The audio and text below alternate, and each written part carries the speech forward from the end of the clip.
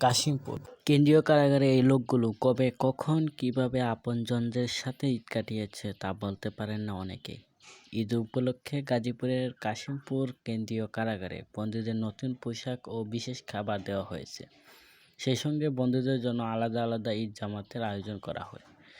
এছাড়াও day care সেন্টারে থাকা শিশুদের মধ্যে বিশেষ খাবারের পাশাপাশি নতুন জামা বিতরণ করে কারা কর্তৃপক্ষ। ঈদের পরের দিন বন্দীদের জন্য স্বজনদের রান্না করা খাবার ও সাক্ষাতের ব্যবস্থা করা হয়েছে।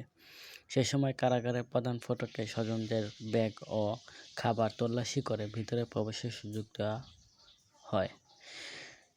কাশিমপুর হাই সিকিউরিটি কেন্দ্রীয় কারাগারের জ্যেষ্ঠ cell super Kashimpur high security কেন্দ্রীয় কারাগারের জ্যেষ্ঠ জেল সুপার সুব্রত কুমার বালা জানান, তার কারাগারে প্রায় 2300 বন্দী রয়েছে। তাদের মধ্যে 1036 জন ফাঁসির এবং 3 শতাধিক যাবজ্জীবন দণ্ড পাওয়া আসামি রয়েছে।